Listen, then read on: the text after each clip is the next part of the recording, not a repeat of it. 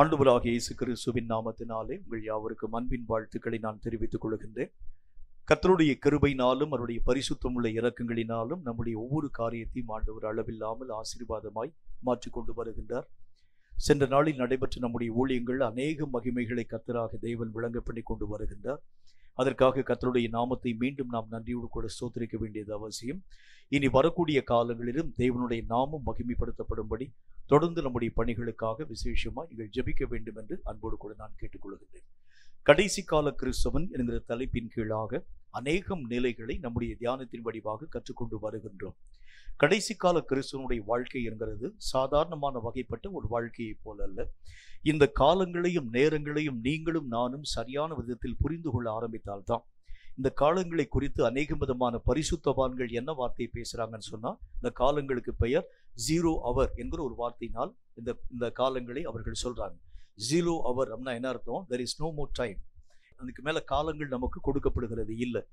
இந்த காலங்களை நாம் நம்முடைய வாழ்க்கையிலே சரியான விதத்தில் பயன்படுத்தினால் மட்டும்தான் தேவனுடைய திட்டத்தை நாம் நம்முடைய வாழ்க்கையிலே சரியாக பயன்படுத்தி அவருடைய ராஜ்யத்தின் ஊடாக கடந்து போகக்கூடிய சூழ்நிலைகளை தடையில்லாமல் பெற்றுக்கொள்ள முடியும் என்று கர்த்தருடைய வேத புஸ்தகத்தின் வழியாக நீங்களும் நானும் தெளிவான விதத்தில் கற்றுக்கொள்ள முடியும். இந்த கடைசி காலத்துல ஒரு கிறிஸ்தவனுடைய வாழ்க்கை எப்படியாய் காணப்பட வேண்டும், இது விளக்குகிறதற்கு ஒரு நல்ல ஒரு உதாரணத்தை உங்களுக்கு சொல்ல வேண்டும் என்றால், எக்ஸாமினேஷன் எழுதக்கூடிய பிள்ளைகளுடைய நிலைகளை உங்களுக்கு நான் சொல்லலாம்.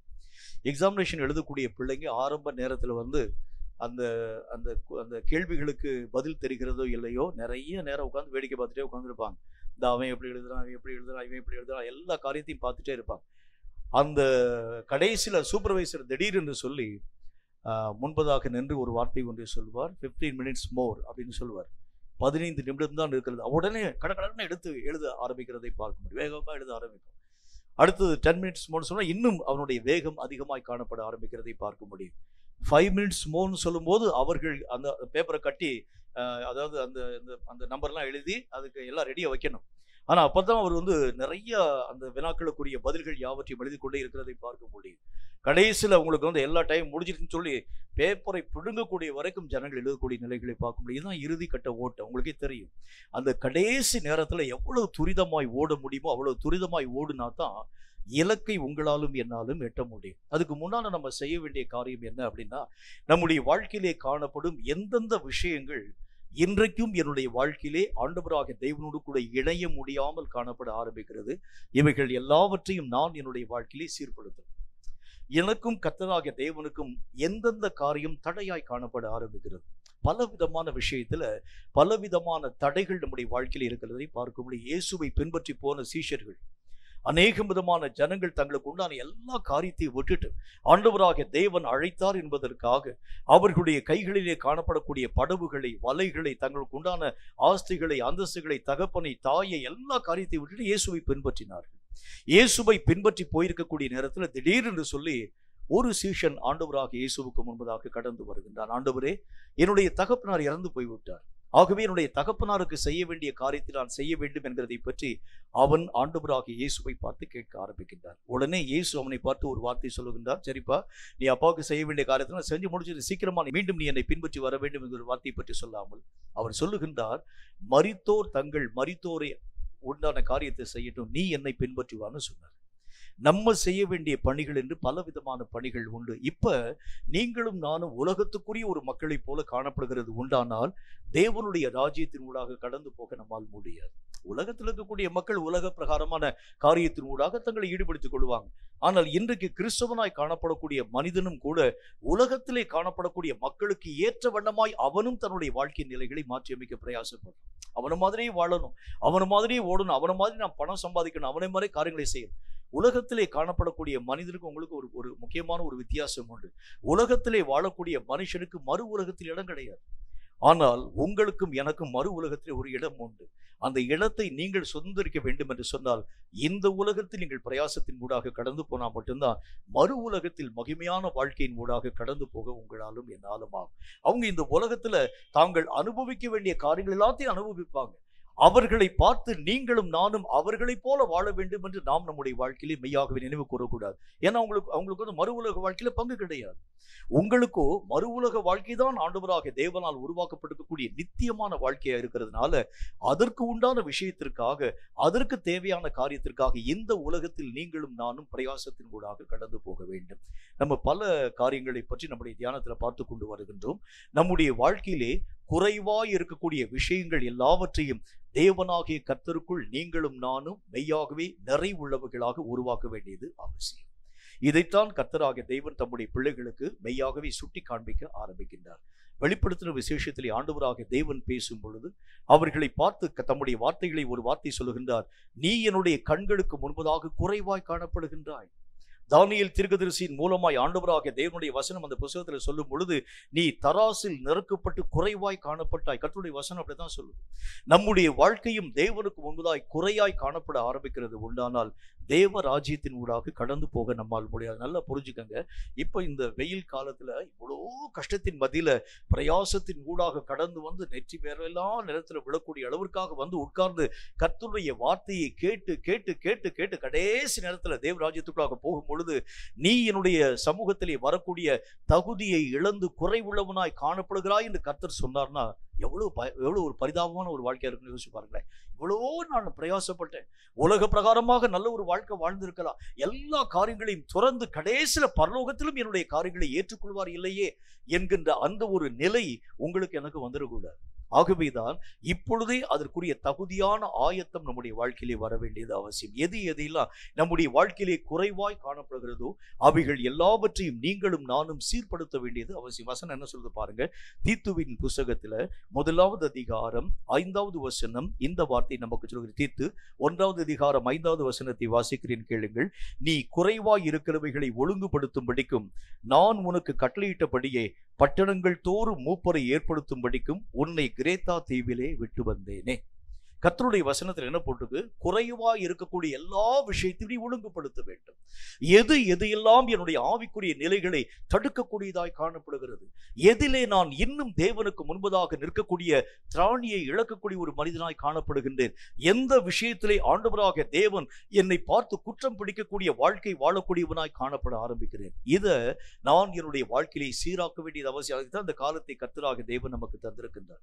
சும்மா வந்து உட்கார்ந்து அநேக விதமான கர்த்தருடைய வார்த்தைகளை கேட்டுவிட்டு எழுந்து போவதற்காக அல்ல, உன்னையும் என்னையும் சீர்படுத்தும்படிக்காகவே கொடுக்கப்பட்டிருக்கக்கூடிய இந்த காலங்களை நாம் பயன்படுத்த துவங்கினால் மட்டும்தான் என்னுடைய வாழ்க்கையிலே எங்கெங்கெல்லாம் குறைவான பங்கு இருக்கிறது, எதையெல்லாம் இன்னும் ஆண்டவராக தேவனோடு கூட நெருங்க விடாமல் என்னுடைய வாழ்க்கையை தடுக்கக்கூடிய தடைக்கல்லாய் காணப்பட ஆரம்பிக்கிறது. ஆண்டவராக தேவனோடு கூடிய நெருங்க வேண்டும் என்கிற விருப்பம் என்னுடைய வாழ்க்கையிலே காணப்பட ஆரம்பித்தாலும் பலவிதமான தடைகள் எனக்குள் இருக்கிறத நான் பார்க்கிறேன். இந்த காரியத்தினால் ஆண்டவரோடு கூட நெருங்கி வாழ என்னால முடியல. என்னுடைய வாழ்க்கையிலே வரக்கூடிய இந்த தூக்கத்தினால கர்த்தரோடு கூட நெருக்கமான ஒரு இணைப்பின் ஊடாக கடந்து போக முடியல. இந்த சாப்பாட்டின் மேலே வைக்கக்கூடிய அந்த ஆசையினால ஆண்டவராக தேவனோடு கூட நெருங்கின ஒரு வாழ்க்கையின் ஊடாக கடந்து போக முடியல. சின்ன சின்ன விஷயம்தான். இந்த சின்ன விஷயம் தேவனாகிய கர்த்தருடைய ராஜ்யத்தின் மகிமையான பெரிய காரியங்களை இழக்கும்படிக்காக செயல்படுத்த ஆரம்பிக்கிறது. அதனாலதான் கர்த்தர் சொல்கின்றார், ஒவ்வொரு விஷயத்திலையும் நீங்களும் நானும் உங்கள் நிலைகள் யாவற்றையும் ஒய்த்து ஆராய்ந்து பார்க்க வேண்டியது அவசியம். எங்கெங்கெல்லாம் என்னுடைய வாழ்க்கையிலே குறைவுகள் காணப்படுகிறதோ அவைகளை எல்லாம் நீங்களும் நானும் நேராக்காது இருக்கிறது உண்டானால் தேவனுடைய மகிமையான காரியங்களின் மூடாக கடந்து போக நம்மால் முடியாது. குறைவுகள் என்கிறதை பற்றி பல விஷயங்களை நம்ம பார்க்க ஆரம்பித்தாலும் கர்த்தருடைய வேதம் சொல்லக்கூடிய முக்கியமான குறைவை பற்றி வேதம் ஒரு நல்ல வார்த்தையை சொல்கிறது. யாக்கோபு 1வது அதிகாரம் 5வது வசனம் இந்த வார்த்தை நமக்கு சொல்கிறது. யாக்கோபு 1வது அதிகாரம் 5வது வசனத்தை உங்களுக்கு வாசிக்கிறேன், கேளுங்கள். உங்களில் ஒருவன் ஞானத்தில் குறைவுள்ளவனாய் இருந்தால் யாவருக்கும் சம்பூர்ணமாய் கொடுக்கிறவரும் ஒருவரையும் கடிந்து கொள்ளாதவரும் ஆகிய தேவனிடத்தில் கேட்க கடவன், அப்பொழுது அவனுக்கு கொடுக்கப்படும். இன்றைக்கு நம்ம பார்க்க போகிறது ஞானத்திலே காணப்படக்கூடிய குறைவு. ஞானத்தினுடைய 4 நிலைகளை பற்றி நான் உங்களோடு கூட ஏற்கனவே பேசினது எனக்கு நினைவுக்கு இருக்கிறது. அதை நான் மீண்டும் உங்களோடு கூட நான் சொல்ல ஆசைப்படுகின்றேன். ஞானத்துல 4 விதமான பரிமாணங்கள் நமக்கு தேவை. ஒன்று, என்னையே நான் அறியக்கூடிய ஞானம். நான் எந்த நிலையில் நிற்கிறேன், எதை நோக்கி நான் பயணிக்க வேண்டும், இப்ப என்னுடைய ஆவிக்குரிய பலம் எப்படிப்பட்டதாய் காணப்படுகிறது, இந்த நேரத்தில் சாத்தான் எனக்கு எதிரடியாய் வர ஆரம்பித்தால் அவனை மேற்கொள்ள என்னால் முடியுமா என்று சொல்லி என்னை நான் ஆராய்ந்து பார்க்கக்கூடிய ஞானம் என்னுடைய வாழ்க்கையில வரணும்.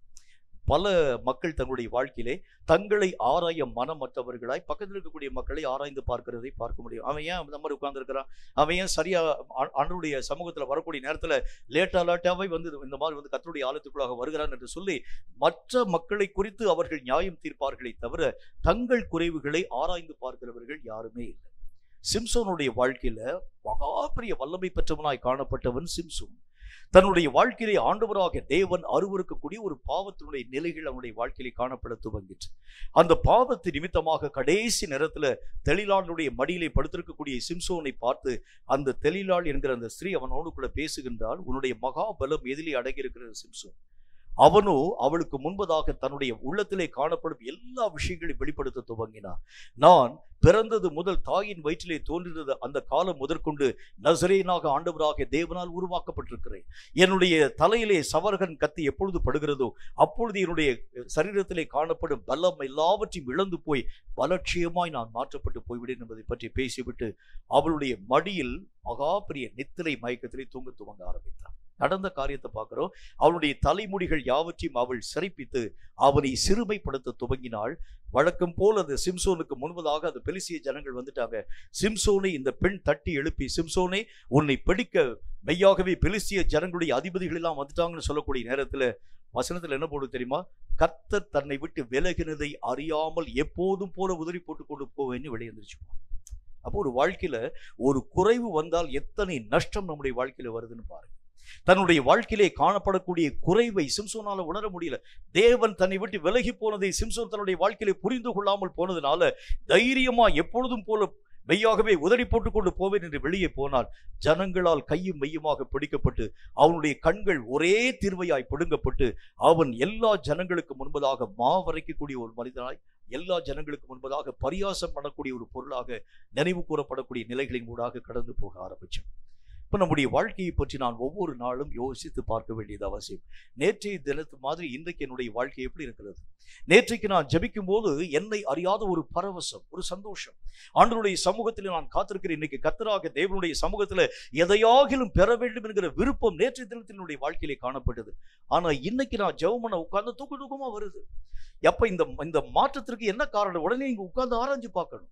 நேற்றைய தினத்தில் உற்சாகமாய் காணப்படக்கூடிய என்னுடைய ஆவிக்குரிய நிலை இன்றைக்கு சோர்வின் ஊடாக கடந்து போனதற்கு என்ன காரணம்? நேற்றைய தினத்தில் ஆண்டவராக தேவனுடைய சமூகத்திலே ஆவலாய் நான் காத்திருக்க துவங்கினேன். தேவனுடைய மகிமையை நான் கருத்தாய் தேடக்கூடியவனாய் விளங்க ஆரம்பித்தேன். ஆனா இன்னைக்கு தேவனுடைய சமூகத்திலே காத்திருக்கிறது எனக்கு ரொம்ப சோம்பேறித்தனமாய் காணப்படக்கூடியதாய் விளங்கு. உடனே நீங்க நிறுத்தி ஆராய்ஞ்சு பார்க்கணும். என்னை நான் ஆராய்ந்து பார்க்கக்கூடிய அந்த ஞானம் என்னுடைய வாழ்க்கையிலே வர ஆரம்பித்தால்தான் எல்லா நாளிலும் உங்கள் நிலைகளை நீங்கள் கர்த்தருக்கு முன்பதாக சரியான விதத்தில் பாதுகாத்துக் கொள்ள முடியும். ஒரு முறை ஒரு விஷயத்தில் நீங்கள் தவறக்கூடிய ஒரு மக்களாய் விளங்க ஆரம்பித்தால் அந்த பாதையிலே ஒட்டுமொத்தமாய் தேவனுடைய மகிமை இழக்கும் ஒரு மக்களாய் நீங்களும் நானும் மாற்றப்பட முடியும். ஒரு சின்ன ஒரே ஒரு தவறு தான் நம்முடைய வாழ்க்கையிலே வருகிறது. உண்டான அந்த தவறை நீங்கள் கண்டும் காணாமல் விட ஆரம்பித்தால் அது கடைசியிலே உங்களுக்கும் தேவனுக்கும் இடையிலே ஒரு பெரிய பிரிவினையை உருவாக்கி கர்த்தரையே நீங்கள் விட்டு விலகக்கூடிய அளவிற்கான சூழ்நிலைகளை தர ஆரம்பிச்சு. ஒரு சின்ன சின்ன குற்றங்களை கூட நீங்களும் நானும் ஆராய்ந்து பார்க்கக்கூடிய ஒரு ஞானம். நேற்று மாதிரி வேத புத்தகத்தை நேசிக்க என்னால முடியல, நேற்று மாதிரி கர்த்தருடைய சமூகத்துல காத்திருக்க என்னால முடியல, ஃபாஸ்டிங் நேரத்துல என்னை அறியாத உறக்கத்தின் ஊடாக கடந்து போகிறேன், என்னால் ஆரம்ப நாட்களிலே காணப்பட்ட அதே வைராகியம் என்னுடைய வாழ்க்கையில் இன்னைக்கு இல்லை, தேவனுக்கென்று எதையாகிலும் சாதிக்க வேண்டும் என்கிற ஒரு விருப்பம் ஆரம்ப நாட்களிலுடைய வாழ்க்கையிலே பற்றி பிடிக்கக்கூடியதா இருந்தது. ஆனா இன்னைக்கு என்னுடைய வாழ்க்கையிலே அப்படிப்பட்ட எந்த விதமான சிந்தனையும் என்னுடைய வாழ்க்கையில வரல. ஏதோ என்னுடைய கையிலே கொடுக்கப்பட்டிருக்கக்கூடிய பொறுப்புக்காக நான் பணிகளை செய்கிறேனே தவிர அந்த வேலையை நான் என்னுடைய மனப்பூர்வமாய் செய்யக்கூடியவனாய் இல்லை. இப்ப அதாவது கடமைக்காக செய்யறதுக்கும் மனசுல பிரியத்தோடு கூட செய்யறதுக்கும் நிறைய வித்தியாசம் உண்டு. கடமைக்காக செய்கிற வேற வழி இல்லை என்பதற்காக நம்ம செய்ய ஆரம்பிப்போம். ஆனால் உண்மையிலேயே அந்த வேலையை நீங்களும் நானும் நேசித்து செய்ய ஆரம்பித்தால் அந்த வேலையை நீங்களும் நானும் குறைவாக ஒரு நாளும் நம்முடைய வாழ்க்கையில செய்ய மாட்டோம். கர்த்தருடைய வேத புத்தகத்துல என்னை நான் ஒவ்வொரு நாளும் ஆராய்ந்து பார்க்கிறேன். நேற்றைய நாள் மாதிரி இன்னைக்கு நான் இருக்கிறேன்னா இன்னைக்கு மாதிரி நாளை தினத்தில் என்னுடைய வாழ்க்கையுடைய நிலைகள் காண ஒவ்வொரு நாளும் என் நிலைகளை நான் ஆராய்ந்து பார்க்க வேண்டும். இரண்டாவது காரியமாக என்னுடைய ஞானம் எதற்கு பயனாக்கப்பட வேண்டும் என்று சொன்னால் என்னை சுற்றிலும் காணப்படக்கூடிய சூழ்நிலைகளை பற்றி நான் ஆராய்ந்து பார்க்க வேண்டும். ஏன்னா அந்த சூழ்நிலைகள்ல தான் நிறைய பேர் வஞ்சிக்கப்படக்கூடிய நிலைகளின் ஊடாக கடந்து போகிறத பார்க்க முடியும். தங்களுக்கு முன்பதாக இருக்கக்கூடிய ஆபத்துக்களை அவர்கள் உணராமல் போக ஆரம்பிக்கிறதுனால நிறைய ஜனங்கள் தங்களுடைய கால்கள் சிக்குண்ட ஒரு மக்களாய் ஆவிக்குரிய நிலைகளை இழக்கக்கூடிய அநேகம் சூழ்நிலைகளின் ஊடாக கடந்து போகக்கூடிய நிலைகளை இந்த நாட்களில் பெற்றிருக்கக்கூடிய மக்களாய் ஊழியக்காரன் என்கிற பேர்ல கர்த்தருக்கும் அவர்களுக்கும் சம்பந்தமே இல்லாத வாழ்க்கை வாழக்கூடிய நிலைகளின் ஊடாக கடந்து போகிற நிறைய மக்களுடைய நிலைகளை பார்க்க முடியும். கொஞ்சம் ஒரு வாரம் 10 நாளைக்கு முன்பதாக ஒரு செய்தி ஒன்றை விதமாய் நான் வாசிக்க நேர்ந்தது. அது ரொம்ப ஒரு பயங்கரமான ஒரு செய்தியும் கூட. ஒரு பஸ்ஸில் ஒரு கர்த்தருடைய ஊழியக்காரர் பயணம் பண்ணுகின்றார். ஒரு ஊழியத்துக்காக போகின்றார். அவருக்கு பக்கத்துல தேவனை அறியாது இருக்கக்கூடிய ஒரு மந்திரவாதம் பண்ணக்கூடிய ஒரு மனுஷன் வந்து பக்கத்துல வந்து உட்காரக்கூடிய 2 பேரும் இவர் வந்து கர்த்தருடைய சமூகத்துல அந்த ஊழியத்துக்காக ஜெபம் பண்ணிட்டே போறாரு. இந்த மந்திரவாதம் பண்ணக்கூடிய மனுஷன் ஒரு பக்கத்துல வந்து உட்கார்ந்து பார்த்த மாத்திரத்தில் இவரை இந்த மனுஷனை அந்த மந்திரவாதி பார்த்துட்டு எண்ணம் கண்டு கொண்டு, நீங்க ஒரு ஊழியக்காரரான்னு கேட்டார். ஆமா ஐயா, நான் வந்து கர்த்தருடைய ஊழியத்தை செய்யக்கூடிய இந்த இடத்துக்கு நான் ஊழியத்துக்காக கடந்து போகிறேன் என்கிற வார்த்தையை பற்றி பேசினார். உடனே அந்த மனிதன் இவரை பார்த்து சொன்னா, என்கிட்ட சில கயிறுகள் உண்டு, இந்த கயிறுகளை நீங்கள் பயன்படுத்துகிறது உண்டானால் உங்கள் ஊழியத்தினுடைய எல்லைகள் விரிவாக்கப்படுகிறதை பார்க்க முடியும். ஏயா, நானே வந்து கர்த்தருடைய நாமத்தினால பிசாசு துரத்திற்காக வந்திருக்கிறேன், கயிறை வச்சுட்டு நான் வந்து ஊழியம் செய்யணுங்கிறத பற்றி நீங்க பேசுறீங்க, அது எப்படி? இல்லைங்க, உங்களுக்கெல்லாம் தெரியாது, நிறைய ஊழியக்காரங்க நான் கொடுக்கக்கூடிய இந்த கயிற்றை பயன்படுத்தி ஊழியங்களை செஞ்சுட்டு இருக்கிறாங்க. யோசிச்சு பாருங்களேன், கர்த்தருடைய ஊழியத்தை செய்யக்கூடியவர் நிறைய பேர் இந்த மாதிரி காரியத்தை செய்யறான்னா யாரை நீங்களும் நானும் நம்ப முடியும்? நம்மளை சுத்தி என்ன நடக்குது நமக்கு தெரியல. நம்மை சூழ நமக்கு விரோதமா என்ன ஆயுதங்கள் உருவாக்கப்பட ஆரம்பிக்கிறது. உங்களையும் என்னையும் வஞ்சிக்கும்படிக்காய் சாத்தான் எத்தனை விதமான கண்ணிகளை மெய்யாகவே உருவாக்க ஆரம்பிக்கிறான். ஏதாகிலும் ஒரு விஷயத்தில் அவன் தவறி போக வேண்டும், ஏதாகிலும் ஒரு காரியத்தில் அவன் சிக்குண்டு போக வேண்டும். டெல்லியில ஒரு கர்த்தருடைய ஊழியக்காரனுக்கு ஆண்டவராக தேவன் ஒரு காரியம் ஒன்றை பேசினார். அங்கு காணப்படக்கூடிய மிகவும் முக்கியமான ஒரு மனுஷனை பற்றி கர்த்தராகிய தேவன் ஒரு வார்த்தை ஒன்றை பேசினார். என்ன பேசுறார் தெரியுமா? அங்கு காணப்படக்கூடிய அந்த மனிதர்கள்ல பலவிதமான மக்கள் ஒன்றாக இணைந்து ஊழியக்காரர்கள், இந்தியாவிலே காணப்படும் எல்லா ஊழியக்காரர்களுக்காக அவர்கள் ஜெபிக்கிறது வழக்கமா. எதுக்காக ஜெபிப்பாங்க தெரியுமா? இந்த ஊழியக்காரர்கள் எல்லாரும் ஏதாகிலும் ஒரு ரகசிய பாவத்தில் விழ வேண்டும், அவர்கள் கர்த்தருடைய மகிமையை இழந்து ஆண்டவராக தேவனை விட்டு விலகி ஊழியத்தினுடைய காரியங்களை விட்டு அவர்கள் புறம்பாக்கப்பட வேண்டும் என்பதற்காக இன்றைக்கு வரைக்கும் ஜெபிக்கக்கூடிய கூட்டம் இருக்கு. உங்களுக்கு தெரியுமா? கர்த்தராக தேவன் நமக்கு சொல்லுகின்றார், நமக்கு தெரியாது முன்னால் நடக்க என்ன நடக்குது நமக்கு தெரியாது, என்றாலும் இவைகளிலே நீங்களும் நானும் சிக்கிக்கொள்ளாமல் பாதுகாக்கப்பட வேண்டும் என்றால் என்னை சுற்றிலும் என்ன நடக்கிறது என்பதை பற்றி அறியக்கூடிய அறிவுள்ளவனாய் நான் என்னை பாதுகாத்துக் கொள்ளும். அதுதான் ஞானத்துல குறைவற்ற ஒரு வாழ்க்கை. இயேசுவை சுற்றிலும் என்ன காரியம் நடக்க ஆரம்பித்தது, எல்லாவற்றையும் இயேசு தன்னுடைய வாழ்க்கையிலே தீர்க்கமாய் பேசக்கூடியவராய் விளங்க ஆரம்பித்தார். ஆண்டவராகிய தேவனுடைய நாமத்தினாலே அங்கு காணப்படக்கூடிய மக்களோடு கூட கர்த்தர் ஒரு விஷயம் ஒன்றை பேசுகின்றார். ஒரு கோபுரம் மெய்யாகவே இடிந்து விழுந்து அதிலே இத்தனை விதமான மக்கள் செத்து போனார்களே, அதற்கு காரணம் என்னன்னு சொல்லி நினைக்கிறீங்க? அவர்கள் பாவத்தினால் இந்த ஒரு காரியம் நடந்தது என்று சொல்லி யோசிக்கிறார். இல்ல, ஆண்டவராகிய தேவனுடைய சித்தத்தினால் இவர்கள் உருவாக்கப்பட்டது என்று நான் உங்களுக்கு சொல்கிறேன். கோபுரம் இடிந்து விழுந்த அந்த காரியத்தை கர்த்தராகிய தேவன் பேசினார் என்று சொன்னால் தன்னை சுற்றிலும் நடக்கக்கூடிய ஒவ்வொரு விஷயத்துல எவ்வளவு அலர்ட்னஸா இருக்கிறாருன்னு பாருங்க. நம்மை சுற்றிலும் என்னென்ன காரியம் நடக்கிறது நமக்கு தெரியாது. இந்த காரியங்களை நீங்கள் புரியாது இருக்கிறது உண்டானால் நெடுக போய் நீங்களும் நானும் தண்டிக்கப்படக்கூடிய நிலைகளின் ஊடாக கடந்து போக ஆரம்பிச்சோம். 3வது காரியம், எனக்கு எதிராக காணப்படக்கூடிய சாத்தானின் வலிமைகளை அறிய வேண்டும். 2 நாடுகள் இருக்கிறது உண்டானால் எதிரியின் வலிமைகளை இந்த நாட்டினுடைய இராணுவம் அறிய ஆரம்பிச்சாதான் அந்த இராணுவத்தினுடைய வலிமைகளை காட்டும் தன் வலிமைகளை அதிகப்படுத்த முடியும். இவங்க அந்த காரியங்களை பற்றி அறியாது இருக்கிறது உண்டானால், எதிராக காணப்படக்கூடிய நாடுகள் நமக்கு விரோதமாய் சண்டையின் ஊடாக வருகிறது உண்டானால், நீங்களும் நானும் ஆயுத பலத்தை புரியாது இருக்கிறது உண்டானால் ஈஸியாய் அந்த இராணுவம் உங்களையும் என்னை மேற்கொள்ள ஆரம்பிச்சு. அந்த இராணுவத்தினுடைய காரியங்களை பற்றி நீங்கள் அறிந்து கொள்ள ஆரம்பிச்சாதான் அவனுடைய பலம் எத்தன்மை உள்ளது, சாத்தானுடைய வலிமை எத்தன்மை உள்ளது, இவைகளை நீங்கள் ஆராய்ந்து பார்க்க ஆரம்பிச்சாதான் உங்கள் வலிமைகளை கர்த்தராக தேவனுக்குள் அதிகரிக்க உங்களால முடியும். அந்த வலிமைகளுக்கு ஈக்குவலண்டாக உங்களுடைய வலிமை இருக்கிறது உண்டானால் சாத்தானுக்கு உங்களுக்கும் இடையிலே காணப்படக்கூடிய போர் அது மெய்யாகவே முடிந்து போகாமல் நீண்டு கொண்டே இருக்கிறத பார்ப்பீங்க. சாத்தானுடைய வலிமையை காட்டிலும் அதிக வலிமை நம்முடைய வாழ்க்கையில் இருந்தால் தான் எளிதாக சாத்தானின் வலிமைகளை தோற்கடிக்க உங்களால் ஆகும். ஆகவே 3வது காரியமாய் சாத்தானின் எல்லா விதமான வல்லமைகளை அறியக்கூடிய ஞானம் உங்களுக்கு தேவை. நான்காவது காரியமாக, உங்களை பலப்படுத்தும் கர்த்தராகிய தேவனை அறியக்கூடிய அறிவு உங்கள் வாழ்க்கையில வரணும். இவர் ஒவ்வொரு நேரத்திலும் உங்களுக்கும் எனக்கும் பலவிதமான வல்லமைகளை தரும்படிக்காய் கடந்து வருகின்றார். நிறைய நேரத்துல ஜெபிக்க முடியாமல் தோற்று போகக்கூடிய நேரத்துல உங்களுக்கு வலிமைகளை தர ஆண்டவராகிய தேவன் கடந்து வந்து விடுகின்றார். எனக்கு தெரிந்த ஒரு நல்ல ஒரு ஊழியக்காரர் என்கிட்ட பேசும்போது ஒரு நாள் ஒரு வார்த்தை ஒன்றை பேச ஆரம்பித்தார். ஐயா, நான் இரவு நேரத்தில், நள்ளிரவு நேரத்தில், ஜெபிக்கக்கூடிய நேரத்தில் என்னுடைய அறையிலே இங்கும் அங்கும் நடமாடக்கூடிய சத்தம், எனக்கு பக்கத்தில் யாரோ வந்து நின்று ஏதோ விதமான ஒரு வார்த்தையை பேசுகிறதை போல ஒரு சத்தம் எனக்கு முன்பதாக வருகிறதை நான் பார்க்கிறேன். ஒவ்வொரு முறையும் நான் ஜெபிக்கக்கூடிய நேரத்தில் அந்த சத்தம் கேட்க ஆரம்பித்தவுடன் புல்லரித்து போய் இயேசுவின் நாமத்தினால் போ பிசாசை, போ பிசாசை என்று சொல்லி கர்த்தருடைய நாமத்தினால் கட்டி நான் ஜெபிக்கிறது வழக்கம். நானும் அவரும் ஜெபிக்க ஆரம்பிச்சோம். அது என்ன எதனாலன்னு தெரியல. என்கிட்ட ஏதாச்சும் ரகசிய பாவம் இருக்கா ஐயா, அதுக்காக நீங்க ஜெபம் பண்ணி சொல்ல வேண்டும். சார், நம்ம 2 பேரும் சேர்ந்து ஜெபம் பண்ணுவோம். நாங்கள் 2 பேரும் சேர்ந்து ஜெபிக்கக்கூடிய நேரத்தில் கர்த்தராகிய தேவன் சொன்னார், மகனே, நான் தான் உன்னை ஆசீர்வதிக்கிறதுக்காக வந்தேன். ஆனா நீயோ என்னை பார்த்து போ பிசாசு, இயேசுவினாலே போ பிசாசு, போ பிசாசு துரத்துன.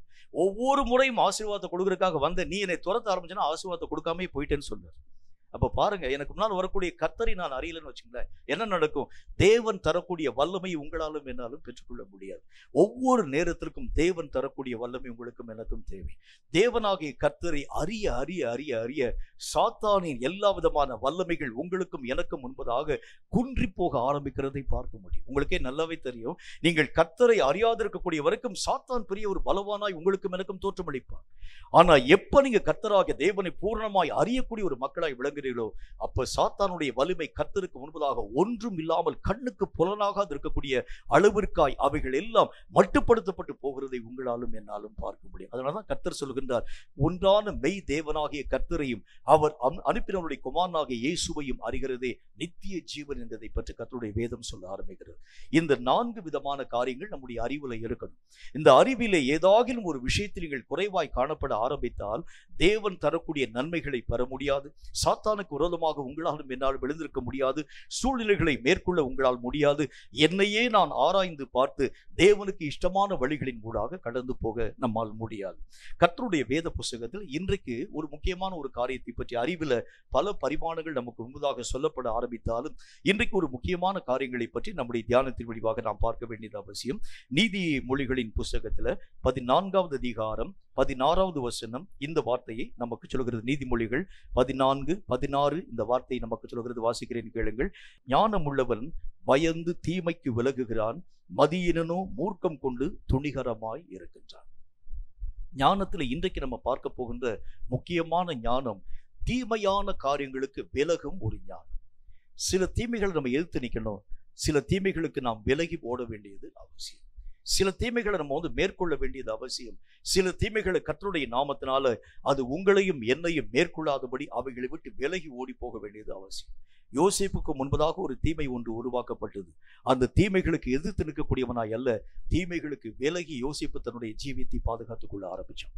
பல நேரங்கள்ல எங்கே நாம் எதிர்க்க வேண்டும், எங்கே நாம் விலகி ஓட வேண்டும் என்கிறதை பற்றி அறியாமல் காணப்பட ஆரம்பிக்கிறதுனால பல ஜனங்கள் இப்படிப்பட்ட காரியங்களிலே சிக்குண்டு போக துவங்க ஆரம்பிக்கிறாங்க. தீமைகள் என்று சொல்லக்கூடிய விஷயங்களை பற்றி பல காரியங்களை நீங்களும் நானும் கற்றுக்கொள்ள வேண்டியது அவசியம். தீமை என்றால் என்ன என்கிறதை நாம் மெய்யாகவே விளங்கிக் கொள்ள வேண்டியதும் அவசியம். இதெல்லாம் தீமைன்னு பாருங்க. முதலாவது காரியமாக ஆதியாகம புத்தகத்துல 50வது அதிகாரம் 20வது வசனம் முதல் தீமையை பற்றி நம்மோடு கூட பேச துவங்க ஆரம்பிக்கிறது. ஆதியாகமம் 50வது அதிகாரம் 20வது வசனம் இந்த வார்த்தை நமக்கு சொல்கிறது. வாசிக்கிறேன், கேளுங்கள். நீங்கள் எனக்கு தீமை செய்ய நினைத்தீர்கள், தேவனோ இப்பொழுது நடந்து வருகிறபடியே வெகு ஜனங்களை உயிரோடே காக்கும்படிக்கு அதை நன்மையாக முடிய பண்ணினார். அவர்கள் செய்த தீமை என்ன அப்படின்னா, ஒரே ஒரு தீமை தான். கர்த்தராகிய தேவன் யோசேப்போடு கூட இருக்கிறார் என்பதை அறிந்து யோசேப்பை பகைத்து யோசேப்பின் மேல் அவருடைய சகோதரர்கள் பொறாமை கொள்ள ஆரம்பித்தார்கள். இவ்வளவுக்கும் யோசேப்பு அந்த சகோதரர்களுக்கு விரோதமாய் ஒரு காரியமும் செய்யல. எந்த பாவத்தினுடைய காரியத்தின் ஊடாகவும் யோசேப்பு தன்னுடைய வாழ்க்கை நிலைகளை பயன்படுத்தல. என்றாலும் கூட யோசேப்பின் மேலே தகப்பனுடைய கண்கள் மெய்யாகவே பட்சமாய் காணப்படுகிறதை கண்டு சகோதரர்களுடைய மனம் பொறாமை கொள்ளக்கூடியதாய் விளங்க துவங்க ஆரம்பித்தது. இன்னைக்கு சபைகள்ல, ஊழியங்கள்ல, ஊழியக்காரர்கள் நடுவில் காணப்படக்கூடிய மிகப்பெரிய தீமை என்ன தெரியுமா? பொறாமை. பொறாமை எப்படிப்பட்ட பொறாமை? எனக்குள் இல்லாத ஒரு காரியம் அவனுக்குள் இருக்கிறது. யாராகிலும் ஒருவன் வரங்களினால் கர்த்தராகிய தேவனுடைய நாமத்தை மகிமைப்படுத்துகிறது உண்டானால் நம்முடைய மரம் மெய்யாகவே பொறாமை கொண்டு பற்றி இருக்கிறதை பார்க்க முடியும். எனக்கு பின்னாக வந்திருக்கக்கூடிய ஒரு ஊழியக்காரர், இவன் சாதாரணமான ஒரு ஊழியக்காரன். ஆனால் இவன் இன்றைக்கு வந்து 2 வருஷம் கூட ஆகல, இவன் இவ்வளவு பெரிய ஒரு சபையை கட்டியிருக்கிறானே. நான் வந்து 19 வருஷத்திலே கர்த்தருடைய ஊழியத்தினால் செய்து கொண்டு வருகின்ற ஒரு சின்ன ஒரு இடத்தை கூட கர்த்தருடைய நாமத்தினாலே வாங்க என்னால் முடியல. பொறாமை. கர்த்தராகிய தேவனுடைய வேதம் சொல்லக்கூடிய நல்ல ஒரு வார்த்தையின்படியே பொறாமை என்கின்ற விஷயம் அது ஒரு பெரிய ஒரு தீமை. இந்த தீமைக்குரிய காரியம் நம்முடைய வாழ்க்கையிலே இருக்கிறது உண்டானால் தேவனுடைய மகிமையை நாம் நம்முடைய வாழ்க்கையிலே பெற்றுக்கொள்ள முடியாது. நிறைய நேரங்களில் இந்த பொறாமைக்குரிய காரியங்கள் சபைகளில் ஊழியங்களில் ஒருவர் மேல் ஒருவர் நம்மை அறியாமல் நம்முடைய வாழ்க்கையிலே மெய்யாகவே பற்றி பிடிக்க ஆரம்பிக்கிறதை நாம் கண்கூடாக கண்டு கொண்டு வர ஆரம்பிக்கிறோம். பொறாமை என்கிறது எனக்குள் இல்லாத ஒன்று அவனுக்குள் இருக்கிறதை பார்க்கக்கூடிய நேரத்தில் நான் மெய்யாகவே அவனுக்கு எதிரடையான காரியங்களை யோசிக்க ஆரம்பிக்கின்றேன். இதுக்கு நல்ல ஒரு உதாரணத்தை யாரும் சொல்ல முடியும்? ஆபேல் காயினுடைய வாழ்க்கை உங்களுக்கு நான் சொல்ல முடியும். 2 பேரும் கர்த்தராகிய தேவனால் உருவாக்கப்பட்டவர்கள். இந்த ஆபேலினுடைய காணிக்கைகளை கர்த்தராகிய தேவன் அங்கீகரித்தார். இந்த காயினுடைய காணிக்கைகளை கர்த்தராகிய தேவன் அங்கீகரிக்கல. உடனே அவனுக்கு பெரிய ஒரு பொறாமை, கோவம் வந்துருச்சு. என்ன கோவம் வந்துருச்சு? ஆண்டவராகிய தேவனுடைய நாமத்தினால் என்னுடைய நிலத்தினுடைய முதல் பலனை நான் கர்த்தருக்கு முன்பதாக கொண்டு போய் கொடுக்கிறேன். ஆபேல் என்கிற அவனோ மந்தைகளின் முதல் தலையீற்றை கொண்டு போய் கர்த்தருக்கு பலி கொடுக்கின்றான்.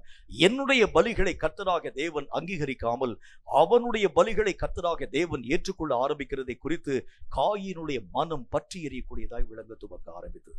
பல நேரங்களில் நான் பலவிதமான தவறுகளை உள்ளே வைத்துக் கொண்டு செய்யக்கூடிய ஜபங்களை கர்த்தர் அங்கீகரிக்கலன்னு சொன்னா என்னை அறியாத ஒரு கோபம், என்னை அறியாத ஒரு எரிச்சல். ஆரம்ப நாட்கள் என் கூட பலவிதமான ஊழியர்கள் என் கூட இணைந்து ஊழியங்களின் ஊடாக கடந்து வருகிறது வழக்கு.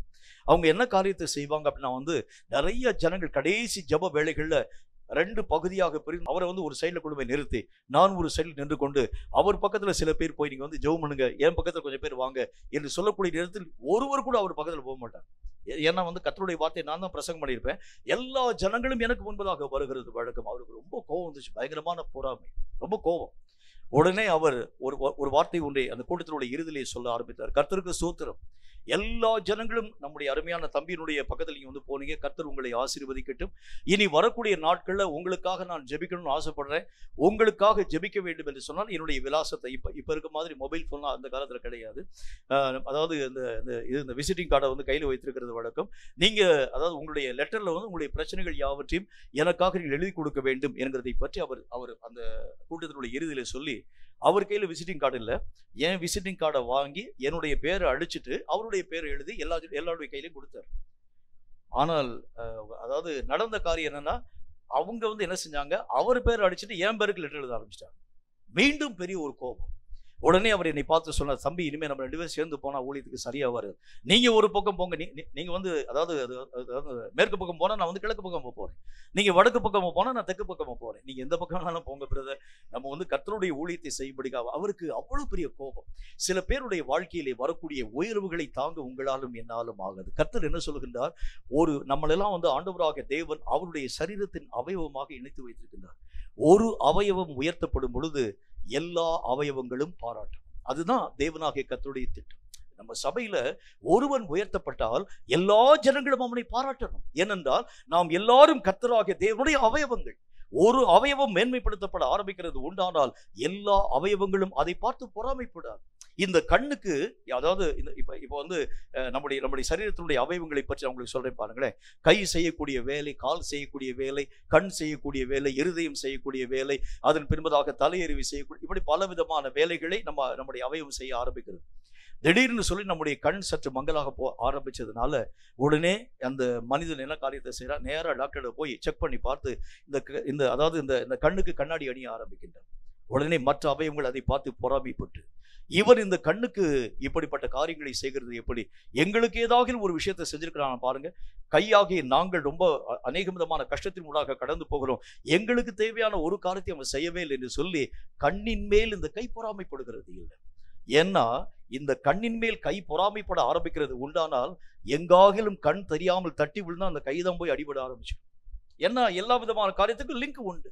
இதே மாதிரி ஒரு திருச்சபை என்று சொன்னால் ஒருவருடைய உயர்வு ஒருவனுக்கு சந்தோஷத்தை தரும். ஒருவனை கர்த்தராக தேவன் பயன்படுத்துகிறது உண்டான யாராகிலும் உங்களுடைய கையில கொடுத்து இந்த ஒரு காரியத்தை செய்யுங்கன்னு சொன்னா மற்றவர்கள் எல்லாரும் சந்தோஷப்பட்டு பார்த்து பொறாமைப்படக்கூடாது. இப்படி நாம் பொறாமை கொள்கிறது தீமை என்று கர்த்தருடைய வேத புத்தகத்தை பார்க்கிறோம். தீமை என்கிற பதத்திற்கு ஆங்கிலத்தில் ஈவில் என்கிற ஒரு வார்த்தை பயன்படுத்த போகிறது. இது சாத்தானால் உருவாக்கப்படக்கூடிய தன்மையா இருக்கிறதுனால உங்களுடைய வாழ்க்கையிலே காணப்படும் எல்லா பொறாமைக்குரிய காரியங்களை நீங்களும் நானும் விட்டு விலக வேண்டியது அவசியம். இப்ப நீங்க உங்களுக்குள்ளே நீங்க திரும்பி பாருங்க, யார் யாரை பார்க்கும்போது உங்களை அறியாத பொறாமை, யார் யாரை பார்க்கும்போது உங்களை அறியாத வெறுப்பு, அவர்கள் பார்க்கும்போது முகத்தை வெட்டி கூட நம்ம திரும்பி போக ஆரம்பிச்சிடும். இவைகள் எல்லாம் வருகிறதற்கு என்ன காரணம் என்றால் உள்ளே மறைந்திருக்கும் தீமை.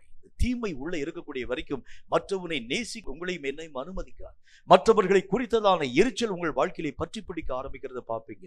ஆண்டவராகிய தேவன் சொன்ன அந்த பரிசுத்தமுள்ள சட்டத்திட்டமாகிய அன்பு கூறக்கூடிய அந்த நிலைகளை உங்களாலும் என்னாலும் ஆசிரிக்க முடியாது. காரணம், இந்த பொறாமை என்கின்ற நிலை வரக்கூடிய நேரத்துல தான் காயின் என்கின்ற அந்த மனிதன் ஆபேலை ஜென்ம பகையாய் பகைக்க ஆரம்பிச்சு. ஏனென்றால் ஆபேலினுடைய பலியை கர்த்தராகிய தேவன் ஏற்றுக்கொள்ளுகின்றார், என்னுடைய பலியை ஏற்றுக்கொள்ளவில்லை. ரெண்டு பேரும் அண்ணன் தம்பி தான். என்றாலும் இந்த பகை வந்ததற்கு காரணம், இந்த எரிச்சல் வந்ததற்கு காரணம், அன்பு குறைந்து போன காரியங்கள் வந்ததற்கு காரணம் உள்ளே காணப்படக்கூடிய தீமையாகிய பொறாமை. இப்ப நம்முடைய வாழ்க்கையில யார் யாரையெல்லாம் நேசிக்க என்னால முடியல, அன்பு கூற முடியல, யோசிச்சு பாருங்க. யார் யாரோடு கூட உங்களாலும் என்னாலும் நேசமாக பழக்கத்தின் ஊடாக கடந்து போக முடியல, யாரை பார்க்கும்போது நான் வெறுக்க ஆரம்பிக்கிறேன், உள்ள தீமை இருக்கு. அந்த தீமையை நீ விட்டு விலக ஆரம்பித்தால் மட்டும்தான், இந்த தீமையை அறியக்கூடிய ஞானம் உன்னுடைய வாழ்க்கையிலே வர ஆரம்பித்தால் தான் தேவனாகிய கர்த்தருடைய நாமத்தினால் குறைவுகளை நிறைவாக்கும் மனிதனாக நீயும் நானும் மாற்றப்பட முடியும் என்று கர்த்தருடைய வேதம் நமக்கு சொல்ல ஆரம்பிக்கிறது. இரண்டாவது காரியத்தை குறித்து கர்த்தராகிய தேவன் எதை நம்முடைய வாழ்க்கையிலே வலியுறுத்துகிறார் என்று பாருங்கள். எரேமியா தீர்க்கதரிசியின் புத்தகத்துல 2வது அதிகாரம் 13வது வசனம் இந்த வார்த்தையை நமக்கு சொல்கிறது. எரேமியா தீர்க்கதரிசியின் புத்தகத்துல 2வது அதிகாரம் 13வது வசனம் இந்த வார்த்தையை சொல்கிறது. கொஞ்சம் ஆழமா கவனிங்க. கர்த்தருடைய வேதம் என்ன சொல்கிறது என்று பாருங்கள். என் ஜனங்கள் 2 தீமைகளை செய்தார்கள், ஜீவ தண்ணீர் ஊற்றாகிய என்னை விட்டு விட்டார்கள், தண்ணீர் நிற்காத தொட்டிகளாகிய வெடிப்புள்ள தொட்டிகளை தங்களுக்காக வெட்டி கொண்டார்கள். தேவன் தரக்கூடிய ஆசீர்வாதத்தையும் அவர்கள் பெற்றுக்கொள்கிறதுக்கு அவங்களுடைய மனசுல இடம் இல்லை. கர்த்தராகிய தேவனையும் அவர்கள் விட்டுட்டாங்க. இந்த ரெண்டையும் ஆண்டவராகிய தேவன் தீமை என்கிற வார்த்தையின் மூலம் பேசுகின்றார். தீமைனா என்ன அர்த்தம்? நம்முடைய வாழ்க்கையிலே காணப்படக்கூடிய ஒரு அலட்சியமான ஒரு போக்கு. கர்த்தராகிய தேவனுடைய சமூகத்துல இந்த வாரம் கர்த்தர் பேசக்கூடிய வார்த்தையை கவனிக்காம போனா அடுத்த வாரத்தில் இன்னொரு வார்த்தையை நான் கவனிச்சுட்டு போறேன், ஒரு அலட்சியம். ஆனால் ஒரு விஷயத்தை நீங்க புரிஞ்சுக்கங்க, இன்றைக்கு கொடுக்கப்படக்கூடிய வார்த்தை இனி ஒரு நாள் நீங்க கேட்டா கூட உங்களுடைய வாழ்க்கையிலே கொடுக்கப்படாது. இந்தந்த நாளுக்கு ஆண்டவராகிய தேவன் ஒவ்வொரு நிலையை நமக்காக உருவாக்கி வைத்திருப்பார். இன்னைக்கு ஏன் இந்த ஒரு வார்த்தையை கர்த்தராகிய தேவன் பேச வேண்டும்? ஏனென்றால் இதன் மூலமாக ஏதோ ஒரு நிலையை நீங்கள் உங்கள் வாழ்க்கையிலே எட்ட வேண்டும் என்பதற்காகவே கர்த்தர் இந்த வார்த்தைகளை நீங்கள் கேட்கும்படிக்காக உங்களை கூட்டிட்டு வந்திருக்கிறார். நம்ம நினைப்போம் நானாக வந்திருக்கேன். இல்ல, கர்த்தர் ஏன் உங்களை அழைத்துக் கொண்டு வர வேண்டும்? இந்த வார்த்தையில ஏதோ ஒரு விஷயம் உங்களுக்கு தேவைப்படக்கூடிய ஒரு விஷயம். உங்கள் வாழ்க்கையில இந்த வார்த்தையின் மூலம் ஏதோ ஒரு வளர்ச்சியின் ஊடாக நீங்க கடந்து போகணும், ஏதோ ஒரு யுத்தத்தில் நீங்கள் ஜெயிக்க வேண்டும் என்று சொன்னால் இந்த வார்த்தையினுடைய அடையாளம் உங்களுக்கும் எனக்கும் தேவைப்பட ஆரம்பிக்கிறது. அதனாலதான் கர்த்தராகிய தேவன் உங்களை அழைத்துக் கொண்டு வந்திருக்கிறார். பல மக்கள் பல காரியத்தை சொல்லுவாங்க, நான் சும்மா வரணும்னு சொல்லி ஆசைப்பட்டேங்க, கர்த்தருடைய நாமத்தினால இந்த இடத்திற்குள்ளாக நான் வந்திருக்கிற ஒரு சந்தோஷமான ஒரு காரியத்துக்காக இல்லை. தேவனாகிய கர்த்தருடைய அழைப்பு இல்லாமல் ஒருவனாலும் ஒரு இடத்தின் ஊடாக கடந்து போக கர்த்தராகிய தேவன் அனுமதிக்காம எதையும் நீங்களும் நானும் நம்முடைய வாழ்க்கையை பெறவே முடியாது. இந்த நாளிலே இந்த ஒரு காரியத்தை நீங்கள் கேட்க வேண்டும் என்கிறது கர்த்தருடைய அனுமதி, கர்த்தருடைய திட்டம். இது ஆண்டவராகிய தேவன் இந்த திட்டத்தின் மூலம் ஏதோ ஒரு காரியத்தை தர வேண்டும் என்று சித்தம் வைத்திருக்கிறார். அப்ப கர்த்தராகிய தேவன் நம்முடைய வாழ்க்கையிலே சொல்லக்கூடிய வார்த்தைகள் எல்லாம் அலட்சியப்படுத்தக்கூடியவைகள் அல்ல. முதல் காரியம் புரிஞ்சுக்கங்க. இவைகளை நீங்கள் அலட்சியப்படுத்த ஆரம்பிக்கிறது உண்டானால் என்ன நடக்கும் தெரியுமா? இந்த கர்த்தராகிய தேவனால் உரைக்கப்பட்டிருக்கக்கூடிய இந்த வார்த்தைகளை நீங்கள் மெய்யாகவே பயன்படுத்தாமல் கட்டி ஒரு மூலையிலே வைக்க ஆரம்பிக்கிறது உண்டானால் திருடனாகிய சாத்தான் வரக்கூடிய நேரத்தில் உங்களுக்குள் கொடுக்கப்பட்ட இந்த வார்த்தையின் பலத்தை அவன் பயன்படுத்தி உங்கள் நிமித்தமாய் அவன் இன்னும் பலமுள்ளவனாய் உருவாக்கப்பட ஆரம்பிச்சு. நீங்க கர்த்தருடைய ஊழியக்காரனை பார்த்து சொல்லுவீங்க, ஐயா போன முறை வந்த அந்த காரியத்தை காட்டி இந்த முறை சாத்தானுடைய போராட்டம் ரொம்ப ஜாஸ்தியா இருக்கு. என்னால் அந்த சாத்தானுடைய வல்லமைகளை மேற்கொள்ளவே முடியல. காரணம் என்ன தெரியுமா? சாத்தானுடைய வல்லமை சாதாரணமான வல்லமை தான். ஆனால் பயன்படுத்தாத அந்த வசனங்களை சாத்தானுக்கு நீங்கள் இரையாக கொடுக்க ஆரம்பிச்சதுனால அவனுடைய வல்லமை முந்தின வல்லமையை காட்டிலும் இப்பொழுது அதிக வல்லமையோடு கூட அவன் உங்களையும் என்னையும் வஞ்சிக்கும்படிக்காய் கடந்து வருகிறான். சாத்தானை பலப்படுத்துகிறது யார் அப்படின்னு கேட்டா வேற யாரும் கிடையாது, நீங்களும் நானும் தான் பலப்படுத்த ஆரம்பிக்கிறோம். நம்ம வாழ்க்கையில பயன்படுத்தாது இருக்கக்கூடிய வசனங்களை சாத்தான் திருடி கொண்டு போய் நம் நிமித்தமாய் இன்னும் அவன் பலமாய் உருவாக்கப்பட துவங்க ஆரம்பித்து விடுகின்றான். அப்ப கர்த்தருடைய வேதம் என்ன காரியத்தை சொல்கிறது? தேவனாகிய கர்த்தர் எதை நம்முடைய வாழ்க்கையிலே கொடுத்தாலும் அவைகளை நீங்களும் நானும் அலட்சியப்படுத்தக்கூடாது. அவைகளை முக்கியத்துவமாக உங்கள் வாழ்க்கையிலும் என் வாழ்க்கையிலும் ஏற்றுக்கொள்ள வேண்டும். ஆண்டவராக தேவனுடைய நாமத்தினாலே மோசே என்கின்ற மனுஷனுடைய கரங்கள்ல கர்த்தராக தேவன் அவர்களை நடத்தும்படிக்காக ஒரு பெரிய ஒரு கோல் ஒன்றை கர்த்தராக தேவன் தந்தார். அந்த கோலை பயன்படுத்தி செங்கடலை கர்த்தருடைய நாமத்தினால் மோசேயை இரண்டாக பிரித்து கர்த்தருடைய நாமத்தினால் இஸ்ரவேல் மக்கள் யாவரையும் அழைப்பித்துக் கொண்டு போய் வாக்குத்தத்தம் பண்ணப்பட்ட கானானை நோக்கி அழைத்துக் கொண்டு போகக்கூடிய பெரிய சூழ்நிலைகளை உருவாக்கி கொண்டு வர ஆரம்பித்தார். ஆனா இப்ப தாவீதுனுடைய வாழ்க்கையிலே கர்த்தராகிய தேவன் என்ன காரியத்தை தருகின்றார்? 5 கூழாக்கள்ல கொண்டு கொடுக்கிறார். உடனே தாவீது கேட்கணும், என்ன ஆண்டவரே, மோசேயினுடைய கையில அவ்வளவு பெரிய ஒரு கோலை கொண்டு கொடுத்தீங்க, என் கையில சாதாரணமான ஒரு சின்ன ஒரு கல்லை கொண்டு கொடுக்குறீங்களே, இவைகளை பயன்படுத்தி நான் என்ன செய்ய முடியும்? ஆனால் கர்த்தருடைய வேதம் என்ன சொல்கிறது? தேவன் எதை கொடுத்தாலும் அது கொடுக்கிறது சின்னதோ பெரியதோ அவைகளினால் எல்லாவற்றையும் சாதிக்க உங்களாலும் என்னாலும் ஆகும். அதை நீங்க அலட்சியப்படுத்தக்கூடாது.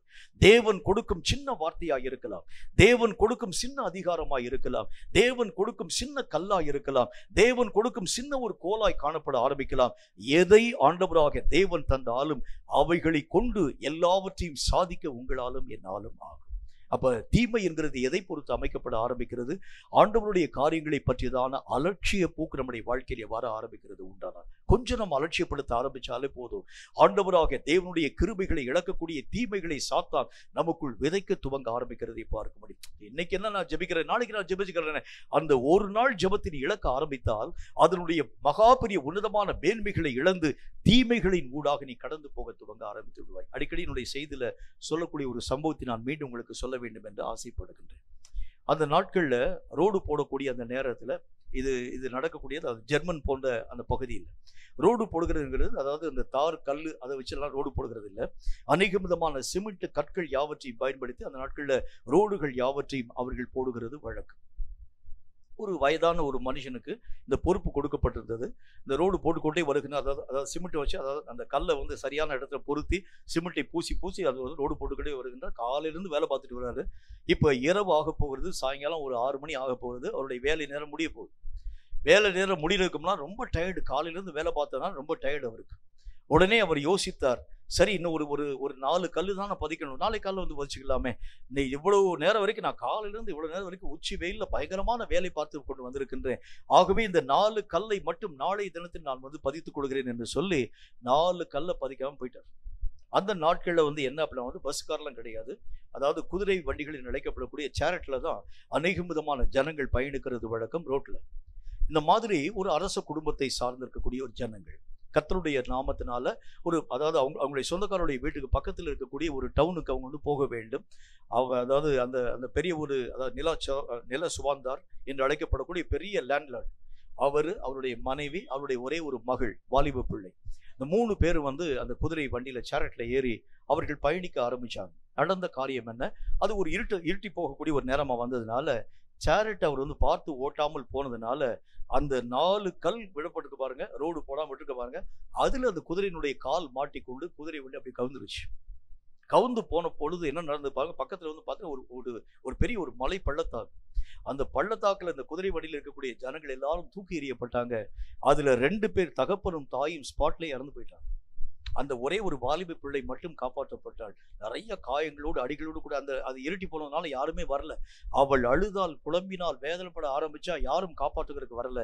உடனே அந்த பகுதியிலே காணப்படக்கூடிய ஒரு 4 வாலிபர்கள் வந்தாங்க. இந்த பெண் மோசமான நடத்தை உள்ளவளை போல இருக்கின்றாள், ஆகவே இவளோடு கூட தவறான காரியத்தை செய்யலாம் என்று சொல்லி 4 பேரும் கூட்டிக் கொண்டு போய் அவளை பலவந்தப்படுத்தி அவளை ரேப் பண்ணி அநேக விதமான காரியங்களை செஞ்சு தூக்கி போட்டு போயிட்டாங்க. இந்த ஆக்சிடென்ட்டை கேள்விப்பட்டிருக்கக்கூடிய அவங்களுடைய சொந்தக்காரர்கள் எல்லா விதமான மக்களும் நிலச்சுவாந்தாருடைய சொத்துக்கள் யாவற்றையும் எடுத்துட்டு போயிட்டாங்க. இப்பொழுது இவள் தனி ஒரு பெண்ணாக கைவிடப்பட்டுட்டாள். இவளுக்கு சாப்பிடுகிறதுக்கு வழி இல்லை, ஆகாரத்துக்கு வழி இல்லை, இனி இவளுடைய வாழ்க்கையிலே வேலை பார்க்கறதுக்கும் எந்த விதமான சூழ்நிலை இல்லை, அவளுக்கு நல்ல ஒரு படிப்பு வசதியும் கிடையாது, எந்த விதமான காரியம் கிடையாது. இனி அவளுடைய வாழ்க்கையிலே அவளுக்கு தெரிந்த ஒரே ஒரு விஷயம் தான். என்ன ஒரு காரியம் தெரியுமா? ஒரே ஒரு காரியம் தான். இவளுக்கு தெரிந்த இப்பொழுது நடந்த அதே விதமான பாலியல் தொழிலின் ஊடாக அவள் தள்ளப்பட்டால் காலம் முழுவதும் பாலியல் கொடுமைக்குள்ளாக உட்படுத்தப்பட்ட ஒரு மகளாய் காணப்பட ஆரம்பிச்சாள். இது ஏன் சொல்றேன்? இவளுடைய வாழ்க்கை சீரழிந்து போனதுக்கு என்ன காரணம் தெரியுமா? அந்த 4 கல் பதிக்காம போன அந்த ஒரே ஒரு மனுஷனுடைய அந்த ஒரு அலட்சியமான நேரம். அந்த காரியத்தை அந்த மனுஷன் செஞ்சிருந்தான்னா இந்த ஆக்சிடென்ட் நடந்திருக்காது, இத்தனை விதமான காரியம் உருவாக்கப்பட்டிருக்காது. மட்டுமல்லாமல் அவள் தன்னுடைய வாழ்க்கையிலே நல்ல முறையில் வாழ்க்கையின் ஊடாக கடந்து போயிருப்பா. எல்லா பெற்றோர்களை இழந்து, எல்லா விதமான சொத்துக்களை இழந்து, ஆசைகளை இழந்து இவ்வளவு ஒரு விபச்சாரையை மாற்றப்பட்டு போனதற்கு காரணம் இந்த ஒரு வயதான மனுஷனுடைய அலட்சியமான அந்த ஒரே ஒரு காரணம் தான். அதனாலதான் கர்த்தர் சொல்கின்றார், எதையும் நீங்களும் நானும் அலட்சியப்படுத்தக்கூடாது. ஜபம் பண்ணக்கூடிய நேரம்னா ஜபம் பண்ணி முடிச்சிடுங்க, அதை அலட்சியப்படுத்தாதீங்க. ஊழியம் பார்க்க வேண்டும் என்றால் அலட்சியப்படுத்தாங்க, ஊழியத்தை பார்த்து முடிங்க. கர்த்தருடைய வார்த்தை மெய்யாகவே நமக்கு அறிவிக்கப்படக்கூடிய நேரம் என்று சொன்னால் அதை நீங்கள் நானும் அலட்சியப்படுத்தக்கூடாது. அது ஒருவேளை நம்முடைய வாழ்க்கையிலே இனி ஒரு நாளில் நம்முடைய வாழ்க்கையிலே கொடுக்கப்படாதிருக்கக்கூடிய காலம் வருகிறதற்கு முன்பதாக இவைகளை நீங்களும் நானும் பத்திரமாய் பாதுகாத்துக் கொள்ள வேண்டியது அவசியம். அதனாலதான் கர்த்தருடைய வேதத்தில் என்ன சொல்றார் பாருங்க, அலட்சியமாக காணப்படக்கூடியவைகள் எவையும் தீமை என்கிறதை ஆண்டவராக தேவன் சொல்லுகின்றார். தீமை என்கிறது எதனால் வருகிறது? ஆண்டவராக தேவன் தரக்கூடிய காரியங்களை பற்றி அறிவற்றவர்களாய் அலட்சியமாய் தூக்கி எறிய ஆரம்பித்தார். இந்த மாதிரி செய்தியை கேட்க எத்தனையோ ஜனங்கள் காத்திருந்தான். ஆனால் உங்களுக்கு ஏன் கர்த்தராக தேவன் தருகிறார் என்றால், அலட்சியமில்லாமல் இவைகளை நீங்கள் உங்கள் வாழ்க்கையில பயன்படுத்தணும். இவைகளை பற்றி நீங்கள் அலட்சியமாய் காணப்படுகிறது உண்டானால் இதே மாதிரி வார்த்தை இனி ஒரு முறை உங்களுக்கு கொடுக்கப்படுமோ இல்லையோ? ஆகவேதான் கர்த்தருடைய வேதம் சொல்கிறது, அலட்சியங்கள் எல்லாம் தீமை என்று அழைக்கப்படக்கூடிய சாத்தானால் உருவாக்கப்படக்கூடிய தன்மை என்கிறதை பற்றி கர்த்தர் நமக்கு சொல்ல துவங்க ஆரம்பிக்கிறார். இன்னொரு காரியத்தை பாருங்க, கர்த்தருடைய வேதம் சொல்லக்கூடிய மற்றும் ஒரு வார்த்தை 1 சாமுவேலின் புஸ்தகத்துல 24வது அதிகாரம் 17வது வசனம் இந்த வார்த்தையை நமக்கு சொல்கிறது. 1 சாமுவேல் 24:17 வாசிக்கிறேன், கேளுங்கள். தாவீதை பார்த்து, நீ என்னை பார்க்கிலும் நீதிமான், நீ எனக்கு நன்மை செய்தாய், நானோ உனக்கு தீமை செய்தேன். 3வது தீமை என்ன தீமை உருவாக்கப்படுகிறதுன்னு சொன்னா, தேவனாகிய கர்த்தருடையவைகளை அழிக்கும்படிக்காய் வரக்கூடியவைகள் எல்லாம் தீமை. இந்த சவுல் தாவீதை கொல்லும்படிக்காய் தன்னுடைய சேவர்களை அழைத்துக் கொண்டு போகிறான். தாவீது கர்த்தராகிய தேவனால் அபிஷேகம் பண்ணப்பட்டவன். இப்ப ஆண்டவராகிய தேவனுடைய நாமத்தினால் அடுத்த பட்டத்துக்கு வரக்கூடியவன் தாவீது. ஆண்டவராகிய தேவன் தாவீதை பார்க்கும் பொழுது என்ன வார்த்தை சொல்கின்றார்? என்னுடைய இருதயத்திற்கு ஏற்றவனாய் காணப்படக்கூடியவன் இந்த தாவீது. ஆண்டவராகிய நான் அவனை மெய்யாகவே அவனை அழைத்து ஆடுகளின் பின்பதாக அலைந்து போன அவனை ராஜாக்களுக்கும் பிரபுக்களுக்கும் நடுவிலே உட்கார செய்யக்கூடிய அளவிற்கான அழைப்பை நான் அவன் மேலே தந்திருக்கிறேன் என்கிற ஒரு அபிஷேகத்தை பெற்ற அந்த மனுஷனாய் காணப்பட்டவன் தாவீது. இந்த தாவீதை அழிக்க சவுல் தன்னுடைய படை பரிவாரங்களை பயன்படுத்தி அவனை நெடுக தேட ஆரம்பிக்கிறார். 3வது தீமை என்ன அப்படின்னா, ஆவிக்குரிய நிலைகளை அழிக்கக்கூடிய எல்லாம் தீமை என்கிறதை கற்றுக்கொள்ளுங்கள். உங்க வாழ்க்கையில நீங்க ஜெபிக்க வேண்டும் என்கிற ஒரு உற்சாகம் வருது, அந்த நேரத்தில் அந்த ஜெபிக்க முடியாம கொஞ்சம் சோம்பேறித்தனமாய் காணப்படக்கூடிய விஷயங்கள் தீமை. புரிஞ்சுக்கோங்க. நீங்க ஆண்டவராகிய தேவனுடைய காரியங்களை இன்றைக்கு நான் மெய்யாகவே பெற்றுக்கொள்ள வேண்டும் என்று நினைக்கிறீங்க என்றாலும் கூட என்னுடைய மனதிலே மற்றும் ஒரு யோசனை வருகிறது. இன்னைக்கு நிறைய சொந்தக்காரங்க வர்றாங்க, அவர்களுக்கு உண்டான காரியங்களை பார்த்து விட்டு நாளைய தினத்தில் இவைகளை நான் செய்கிறேன் என்று சொன்னால் அது தீமை என்று கர்த்தர் சொல்கிறார். அன்னைக்கு உரிய வேலை அன்னைக்கு முடிச்சிருக்கு. அவைகளை நீங்களும் நானும் காலதாமதமாக்க ஆரம்பிக்கிறது உண்டானால் அவைகள் எல்லாம் தீமையினால் உருவாக்கப்படக்கூடியவைகள் என்று கர்த்தர் நமக்கு சொல்லுகிறார். தீமை என்ன செய்கிறது? தேவனுக்குரியவைகளை அழிக்க அது ரொம்ப ட்ரை பண்ண ஆரம்பிக்குது. தேவனுக்குண்டான காரியங்களை நீங்கள் அந்தந்த நாளிலே பயன்படுத்த ஆரம்பித்தால்தான் அந்தந்த நாளுக்குரிய மகிமையை நீங்கள் உங்கள் வாழ்க்கையிலே பெற்றுக்கொள்ள முடியும். உதாரணமா பாருங்களேன், இன்னைக்கு உங்களுடைய வளர்ச்சிக்கு தேவையான வார்த்தையை கர்த்தர் இன்னைக்கு பேசியிருக்கிறார். இப்ப இந்த வார்த்தையை கர்த்தர் பேசுறாருன்னா உங்களுடைய ஆவிக்குரிய வளர்ச்சிக்கு தேவையான காரியத்தை, இன்றைக்குரிய வளர்ச்சிக்கு தேவையான காரியத்தை கர்த்தர் பேசியிருக்கிறார். இதை நாளைக்கு நான் பயன்படுத்துவேன் என்று சொன்னால், இன்னைக்கு கொடுத்திருக்கக்கூடிய வார்த்தை இன்னைக்கு தான் பயன்படுத்தணும். நாளை தினத்தில் நீங்கள் பயன்படுத்தினால் அந்த வார்த்தையினுடைய வீரியம் குறைந்து போக ஆரம்பிச்சு. நாளைக்கு வேறொரு வார்த்தையை கர்த்தர் பேசுவார். ஆனால் இன்றைக்கு உண்டான காரியத்தை நீங்கள் இன்றைக்கே அந்த காரியத்தை செய்ய வேண்டியது அவசியமான ஒன்றாக விளங்குகிறது. காலதாமதம் ஆக்கக்கூடிய அந்த நிலைகள் அல்லது கர்த்தருடைய வேதம் சொல்லுகிறதை போல அவைகளை பற்றி நீங்களும் நானும் அக்கறை இல்லாமல் அழித்து போட ஆரம்பிக்கிறது உண்டானால், செயல்பட விடாமல் காரியங்களை செய்கிறது உண்டானால், ஒரு நாளை தாண்டி நீங்கள் அடுத்த நாள் பயன்படுத்தினால் அதுல எந்த விதமான பிரயோஜனம் இல்லை. இன்னொரு வசனத்தை சொல்றேன், அப்பதான் அந்த ஒரு வசனத்தினுடைய காரியங்களை எளிதாக உங்களாலும் என்னாலும் புரிந்து கொள்ள முடியும். ஏற்ற சமயத்தில் சொல்லப்படக்கூடிய வார்த்தை தான் வெள்ளித்தட்டில் வைக்கப்பட்டிருக்கக்கூடிய பொன் பழம். அப்படின்னா அது அப்படி அப்படி அப்படி கொஞ்சம் அதாவது கொஞ்சம் அந்த கான்ட்ரோவர்சியா யோசிச்சு பாருங்க. ஏற்ற சமயத்தில் சொல்லப்படாத வார்த்தையினால் பயன் இல்லை, அப்படித்தானே? அது சரியான ஒரு வார்த்தையாய் காணப்பட ஆரம்பித்தாலும் பிரயோஜனம் இல்லை. காலதாமதம் ஆக்கப்பட்ட பிறகு ஏதாவது ஒரு காரியத்தை பற்றி பேசுகிறேன் வைத்துக் கொள்ளுங்கள். உதாரணமாக, இப்ப இன்றைக்கு நான் கர்த்தருடைய நாமத்தினால் தீர்க்க தரிசனம் சொல்ல போகின்றேன். உங்களை பார்த்து நான் சொல்றேன், நான் இன்னைக்கு கர்த்தருடைய வார்த்தைகளை தீர்க்க தரிசனமாக சொல்ல போகின்றேன். கர்த்தருடைய நாமத்தினாலே கொரோனா நோயினால் நீங்கள் பாதிக்கப்பட போகிறீர்கள், ஜாக்கிரதை. அதான் முடிஞ்சிடுச்சு ஐயா, எல்லாம் வந்துட்டு போயிடுச்சு. போற பிறகு இப்ப நீ சொல்லி என்ன பிரயோஜனம்? வர்றதுக்கு முன்னால சொன்ன நான் மெய்யாகவே ஆயத்தப்பட்டுக் கொள்வேன். முடிஞ்ச பிறகு சொல்கிறதுனால் என்ன பிரயோஜனம் உண்டு? ஆகவேதான் கர்த்தராகிய தேவன் சொல்கின்றார், கால தாமதத்திற்கு பிறகு நீங்களும் நானும் சொல்லக்கூடிய வார்த்தைகளை பிரயோஜனம் இல்லை. அந்தந்த நேரத்தில் அந்தந்த வார்த்தைகளை நீங்கள் பயன்படுத்தணும். அந்தந்த நேரத்தில் அந்தந்த காரியங்களை நீங்களும் நானும் உபயோகிக்க வேண்டும். ஒருவேளை காலதாமதம் ஆக்கப்படுகிறது உண்டானால் அந்த வார்த்தைகளை நீங்கள் கொல்லும் மக்களாய் விளங்குகிறீர்கள். நீங்க தான் கொள்றீங்க அந்த வார்த்தை. அதை நீங்கள் பயன்படுத்தாமல் போனால் நீங்கள் தான் அந்த வார்த்தையினுடைய மகத்துவங்களை அழிய பண்ண ஆரம்பிக்கிறீங்க. அந்த வார்த்தையினுடைய வல்லமையான வீரியத்தை கெடுக்கக்கூடியவர்கள் வேற யாரும் கிடையாது, பிசாசு கிடையாது, நீங்க தான். பிசாசு செய்யக்கூடிய காரியம் என்ன? வார்த்தைகளை அழிக்கும்படிக்காக உங்களை அவன் தூண்ட ஆரம்பிக்கின்றான். என்ன காரியத்தை செய்யறான்? நாளை தினத்தை அந்த காரியத்தை பார்த்துக்கலாம், நாளைக்கு நீங்க பயன்படுத்திக் கொள்ளலாம். கர்த்தர் சொல்கிறார், இன்றைக்குரியவைகள் இன்னைக்குரிய காரியம் தான், இன்னைக்கு தான் நீ யூஸ் பண்ணணும்.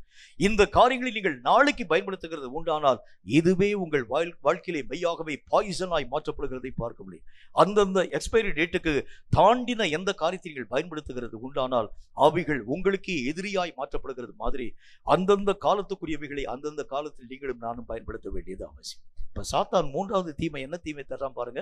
காலம் தாழ்த்தி பயன்படுத்தக்கூடிய சூழ்நிலைகளை அல்லது அவைகளை நீங்களே அழிக்கக்கூடிய அளவிற்கான தன்மைகளை உங்கள் வாழ்க்கையிலே தீமையாக அவன் உருவாக்க துவங்க ஆரம்பிக்கிறார். ரொம்ப ஜாக்கிரதை இருக்கணும். என் கையை வச்சு என் கண்ணை குத்தக்கூடிய ஒரு நிலையை சாத்தான் உருவாக்குகிறார். என்னுடைய கையை வைத்து என் தேவன் தந்திருக்கக்கூடிய நன்மைகளை அழிக்கும்படியான காரியங்களை சாத்தான் உருவாக்குகிறார். காரணம் என்ன தெரியுமா? நீங்கள் கர்த்தராகிய தேவன் தந்திருக்கக்கூடிய நன்மைகளை அழித்தால் தேவனாகிய கர்த்தருக்கு விரோதியாய் நீங்கள் மாற்றப்பட்டு தேவன் உங்களை அழிப்பார் என்பதை சாத்தான் புரிந்து கொள்ள ஆரம்பித்ததுனால சாத்தான் ஆண்டவராகிய தேவனோடு கூட டைரக்டா சண்டை போடாம உங்களை தூண்டி கர்த்தருக்கு எதிராளியாய் உங்களை அறியாமல் உங்களை அவன் உருவாக்க ஆரம்பிக்கிறான். இப்போ உங்களை அவன் முன்னால விட்டுட்டு சாத்தான் பின்பதாக நின்று வேடிக்கை பார்க்க ஆரம்பிக்கிறதை பார்க்க முடியும். நிறைய பள்ளிக்கூடத்துல கல்லூரியில் இப்படிப்பட்ட மக்களை நீங்களும் நானும் சந்தித்திருக்கிறது உண்டு. அவன் சேட்டை பண்ணிட்டு அடுத்த மேல பழி தூக்கி போடுகிறது உங்களுக்கு எனக்கு நல்லாவே தெரிஞ்ச ஒரு விஷயம் தான். ஒருவேளை நீங்க கூட செஞ்சிருக்கலாம். அந்த மாதிரி நம்ம ஏதாவது ஒரு காரியத்தை நம்ம செஞ்சுட்டு நான் செய்யல சார், அவன் தான் செஞ்சா அப்படின்னு சொல்லி அடுத்த மேல பழி போடுகிறது வழக்கம். இதே மாதிரி தான் சாத்தான் என்ன செய்யறான் பாருங்க. எல்லா காரியங்களையும் அவன் மறைவாக செய்து இந்த காரியங்களை காலதாமதமாக பயன்படுத்தி இவனுடைய இந்த காரியத்தினுடைய இந்த வீரியத்தை அழிய பண்ணி சாத்தான் கர்த்தருக்கு முன்பதாக உங்களை குற்றவாளியாய் கொண்டு போய் நிறுத்தார்கள். நீங்க தான் அதுக்கு அளிக்கக்கூடிய வழிமுறைகளை செய்தவர்கள் நீங்கள் தான் என்று சொல்லி சாத்தான் உங்களை ஒரு பழிப்பொருளாக கொண்டு போய் நிறுத்தும்படியான தீமைகளை உருவாக்க ஆரம்பிக்கிறார். ரொம்ப ஜாக்கிரதையா இருக்கணும். சாத்தானை நீங்களும் நானும் சர்வசாதாரணமா இடப்படக்கூடாது. ரொம்ப ஜாக்கிரதையாக அவனுடைய ஒவ்வொரு நகர்வுகளையும் கவனித்தால் மட்டும்தான் சாத்தானுடைய வல்லமைகளை ஜெயிக்க உங்களாலும் என்னாலும் ஆகும். ஆக குறைவாய் இருக்கக்கூடிய காரியங்கள் எது உண்டு? என்னுடைய வாழ்க்கையிலே ஆண்டவராகிய தேவனுடைய வேதம் சொல்லக்கூடிய வார்த்தையின் அடிப்படையில் பொறாமையாகிய தீமை என்னுடைய வாழ்க்கையிலே குறைவான நிலைகளை தோற்றுவிக்க ஆரம்பிக்கிறது. எதை பார்க்கும் பொழுது நான் பொறாமை விடுகின்றேன். ஏதாகிலும் ஒரு காரியம் என்னுடைய வாழ்க்கையிலே இல்லாத இருக்கக்கூடிய நேரத்திலே அவைகளை பற்றி நான் யோசித்தாலே தவறு என்று கர்த்தர் சொல்கின்றார். எனக்கு இருக்கக்கூடிய விஷயத்தில் நான் திருப்தி அடையும். இதற்கு மிஞ்சினது எல்லாம் தீமையினால் உருவாக்கப்பட்டிருக்கும். எனக்கு கர்த்தர் என்ன காரியத்தை கொடுத்திருக்கிறார், என்ன வரத்தை கொடுத்திருக்கிறார், இந்த வரத்துல நான் மெய்யாகவே திருப்தியாக இருக்கணும். என்ன கிருபையை ஆண்டவராக தேவன் தந்திருக்கிறார், என்ன அழைப்பை தந்திருக்கிறார், என்ன ஓட்டத்தை தந்திருக்கிறார், என்ன விதமான பிரயாசத்தை கர்த்தர் தந்திருக்கிறார். ஒரு வீட்டை தந்திருக்கிறார், ஸ்தோத்திரம் ஆண்டவரே. ஒரு காரை கொடுத்திருக்கிறார், ஸ்தோத்திரம் ஆண்டவரே. ஒரே ஒரு பைக் தான் கொடுத்திருக்கிறார், ஸ்தோத்திரம். ஒரே ஒரு சைக்கிள் தான் கொடுத்திருக்கிறார், ஸ்தோத்திரம் ஆண்டவரே. எதை ஆண்டவராக தேவன் தந்தாலும் அதிலே நீங்களும் நானும் திருப்தி அடைய வேண்டும். அதற்கு மிஞ்சினது எல்லாம் தீமையில் உருவாக்கப்பட்டது. அதெல்லாம் பொறாமையினால வர்றது. அவைகளெல்லாம் ஆண்டவருக்கு விரோதமாய் காணப்படக்கூடிய ஒன்று. எதை கர்த்தராக தேவன் தர ஆரம்பித்தாலும் அதிலே நீங்களும் நானும் திருப்தி அடைய பிரயாசப்படுங்கள். அதற்கு மிஞ்சினவைகள் எல்லாம் சாத்தானால் உருவாக்கப்படக்கூடிய தீமை என்று கர்த்தர் நமக்கு சொன்னார். இரண்டாவது காரியமாக கர்த்தருடைய கிருபைகளை அலட்சியப்படுத்தக்கூடிய ஒரு நிலை. ஆண்டவராக தேவன் தரக்கூடியவைகள் எல்லாம் மேன்மையாக காணப்படக்கூடியவைகள். அது சின்னதோ பெரியதோ, அது நம்முடைய கண்களுக்கு மெய்யாக காணப்படக்கூடியதோ இல்லாமல் நம்முடைய கண்களுக்கு மறைவானதோ, அதெல்லாம் நமக்கு காரியம் அல்ல. எதை ஆண்டவராக தேவன் தந்திருந்தாலும் அவைகள் தான் மேன்மையானவைகள். அவைகளை நீங்களும் நானும் அலட்சியப்படுத்த துவங்க ஆரம்பித்தாலே கர்த்தராக தேவனை நீங்கள் மெய்யாகவே அலட்சியப்படுத்தி தீமைகளை உங்கள் வாழ்க்கையிலே சவதரிக்கும் ஒரு மக்களாய் விளங்க ஆரம்பிக்கிறீங்க. மூன்றாவது காரியமாக, தேவன் தரும் எல்லா விஷயத்தையும் காலம் தாழ்த்தி நீங்கள் பயன்படுத்தினால் அதனுடைய மேன்மையை நீங்களே அளிக்கக்கூடிய ஒரு மக்களாய், தீமை செய்யும் ஒரு மக்களாய் விளங்க ஆரம்பிக்கிறீங்க. தேவன் தரக்கூடிய எல்லா நன்மையான காரியங்களை காலம் தாழ்த்துகிறதுனாலே அவைகளை நீங்கள் அழிக்க பிரயாசப்படக்கூடிய தீமை நிறைந்த ஒரு மக்களாய் உருவாக்கப்படக்கூடிய தன்மைகளை சாத்தான் நம்மை அறியாமல் உருவாக்கி கொண்டு வருகின்றான். கேட்கும் கர்த்தருடைய பிள்ளையே, நம்முடைய வாழ்க்கையிலே எங்கெங்கெல்லாம் தீமைக்குரிய வித்துக்கள் காணப்பட ஆரம்பிக்கிறது, இவைகளெல்லாம் நம்முடைய வாழ்க்கையிலே குறைவுகளை தோற்றுவிக்கக்கூடியவைகள். இந்த குறைவுகளோடு கூட தேவராஜ்யத்தை கடந்து போக நம்மால் முடியாது. உனக்கு உண்டான குறைவுகளை நிறைவாக்கும்படிக்காகத்தான் பூமியிலே ஆண்டவராக தேவன் உங்களையும் என்னையும் வைத்திருக்கின்றார். இந்த குறைவுகளை நீங்கள் ஒழுங்குபடுத்த ஆரம்பித்தால் தேவராஜ்யத்திலே சென்று பங்கடைய முடியும் என்கிறதில் சந்தேகம் ஒன்றுமில்லை. தலைகளை தாழ்த்தி கண்களை மூடி கர்த்தர் பேசின அந்த வார்த்தைக்காக உள்ளத்தை திறந்து நாம் யாவரும் இணைந்து ஜெபம் செய்வோம். கர்த்தர் சொன்ன இந்த வார்த்தைகளின் அடிப்படையில தீமையான காரியங்கள் எல்லாவற்றையும் விட்டு விலக்கி நன்மையானவைகளை நாம் பின்பற்றும்படிக்காய் தேவன் நம்மை அழைத்தாரே. எது தீமை என்கிறதை பற்றி கர்த்தர் தம்முடைய வசனத்திலே சொல்ல ஆரம்பித்தார். பொறாமையான எல்லா விஷயமும் தீமை என்கிறதையும், தேவ கிருபைகளை அலட்சியப்படுத்தக்கூடிய காரியங்கள் எல்லாம் தீமை என்கிறதையும், தேவனுக்குரியவைகளை அழிக்கும் ஒவ்வொரு விஷயமும் தீமை என்கிறதையும் கர்த்தருடைய வேதம் நமக்கு சொல்ல ஆரம்பித்தது. இவைகளில் ஏதாகிலும் ஒன்று நம்முடைய வாழ்க்கையிலே காணப்படுகிறது உண்டானால் தேவராஜ்யத்தின் மகிமையை இழக்கும் மக்களாய் நாம் காணப்பட ஆரம்பித்து விடுவோம். தேவ பிள்ளையே, உங்கள் வாழ்க்கையிலே இப்படிப்பட்ட தீமைகள் எங்காகிலும் ஒட்டி இருக்கிறது உண்டானால் தேவன் கொடுக்கும் எந்த விஷயத்தை நான் அலட்சியப்படுத்தக்கூடாது. எல்லாவற்றையும் கனமாக நான் ஆசரிக்க வேண்டும். காலம் தாழ்த்தி எதையும் நான் பயனாக்காத ஒரு மனிதனாக விட்டுவிடக்கூடாது.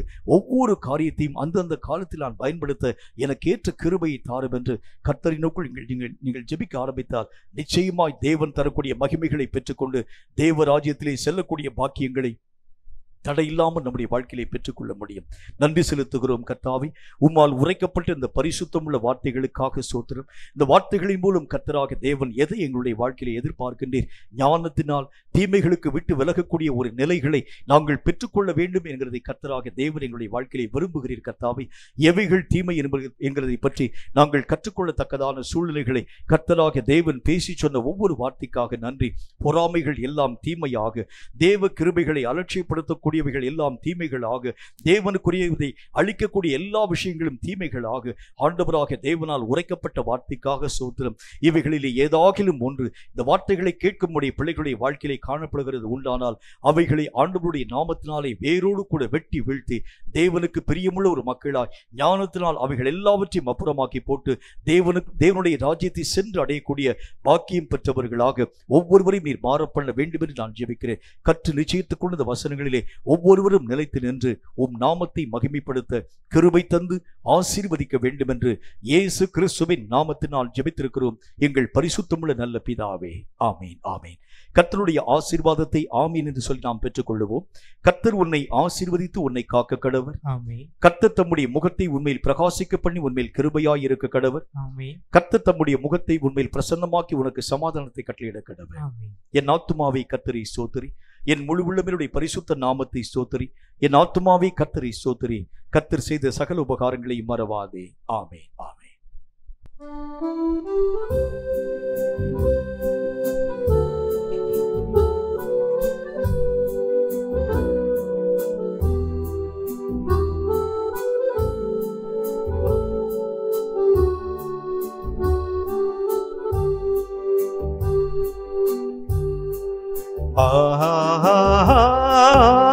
அல்லேலூயா, அல்லேலூயா, அல்லேலூயா, அல்லேலூயா, அல்லேலூயா, அல்லேலூயா, அல்லேலூயா, ஆமென். கர்த்தர் தாமே உங்கள் ஒவ்வொருவரையும் அளவில்லாமல் ஆசீர்வதிப்பாராக. ஆமென்.